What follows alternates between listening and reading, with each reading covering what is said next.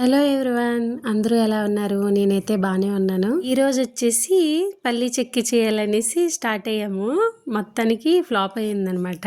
ఎందుకంటే అది కూడా నా వల్లే. నేను మెటీరియల్ ఎక్కువ వేస్తాను. కిలో బెల్లంకి కిలో శనగపప్పులు అయితే ఇంక సరిపోతాయి అన్నట్టు. కానీ నేను ఎక్కువ వేస్తాను.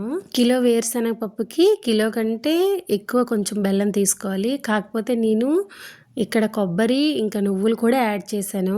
మిస్టేక్ నాదేని. ఇంకా మా ఫ్రెండ్ చెప్తూనే ఉంది చాలు చాలు అని. నేనే ఎక్స్ట్రా చేస్తాను సరిపోద్దేమో అని. అన్నిసార్లు సక్సెస్ అయితే దాంట్లోకి ఎక్కేమని చెప్పండి. ఫెయిల్ అయితే కదా దాని అనుభవం తెలుస్తుంది.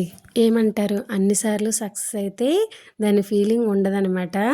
నేనైతే ఒక్కొక్కసారి ఫ్లాప్ అయితే మనకి అదో మిట్ అన్నట్టు మీదకి ఎక్కడానికి.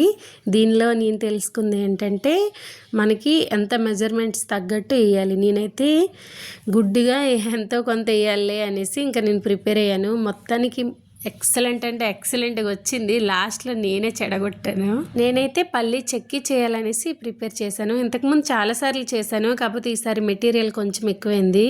ఓవర్ కాన్ఫిడెన్స్ ఎవరికి కూడా పెట్టుకోకూడదు.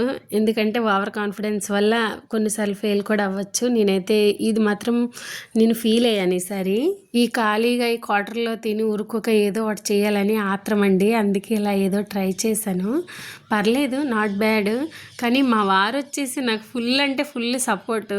ఎందుకంటే నేను అది రాకపోయిన వెంటనే నేను కాల్ చేసిన అనమాట. బావా ఇలా రాలేదు అంటే అందరూ బెల్లము శనగపలుకులు కలిపే తింటారు కదా, ఏం ఫీల్ అవ్వకు అనేసి భరోసా ఇచ్చారు. కానీ నేనైతే ఇప్పటి వరకు మీరు చూసారు కదా, ఎలా దించేసి ఉంటే బాగుండేది. ఆమె చెప్తూనే ఉంది సరిపోతాయి అనేసి. కానీ నేనేం చేసిన ఇంకా ఎక్స్ట్రా ఇంకా ఉన్నది కదా మెటీరియల్ అని పోసేసాను. మొత్తానికి మీరైతే ఇలా చేయకండి. ఇంతవరకు చూసినందుకు థ్యాంక్స్. Do subscribe.